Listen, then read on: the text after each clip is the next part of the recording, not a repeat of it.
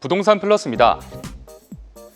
오늘로 예정됐던 제22대 국회 개원식이 여야 간 정쟁 속에 연기됐습니다. 개원식은 미뤄졌지만 선거가 끝난 이후 각종 위원회 구성은 마쳤고 법안 발의도 이어지고 있습니다. 부동산 정책 관련 입법을 담당하는 국토교통위에 어제까지 발의된 의안만 벌써 103건입니다. 하루에 3건 이상 제한된 셈인데 철회된 한 건을 제외하면 102건이 모두 계류 중입니다. 부동산 시장 그리고 투자와 밀접한 법안들을 살펴볼까요? 재건축 초과이익 환수제, 정책 모기지 상품, 일기 신도시 이주 지원 등의 내용을 담은 법안들이 여전히 잠을 자고 있습니다. 문제는 이런 법안들이 재건축 재개발 활성화, 정책 대출 완화, 일기 신도시 재정비 등 정부의 역점 사업이라는 점입니다. 부동산 정책이 좌초될 수 있다는 우려가 나오는 이유입니다. 전문가 인터뷰 들어보겠습니다.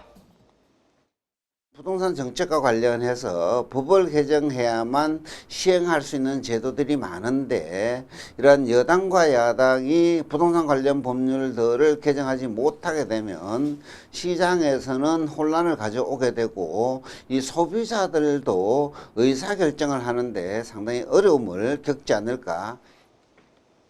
부동산 시장의 불확실성이 높아진 상황에서 현명한 투자를 하려면 어떻게 해야 할까요? 여러 전문가들에게 물어보니 최대한 보수적으로 접근해야 한다는 의견이 많았습니다. 정치권의 갈등이 쉽게 봉합될 가능성이 낮은 만큼 법 개정이 안 될 것으로 염두하고 투자하는 게 유리하다는 겁니다. 특히 재초환의 경우 현재처럼 유지될 것이라는 가정하에 투자 전략을 짜는 게 바람직하다는 설명입니다. 투자자들의 관심이 높은 사안 중 하나인 다주택자 규제 완화 또한 없던 얘기가 될 가능성도 높습니다. 야당 내에서 언급되는 내용은 1주택자에 국한되기 때문입니다.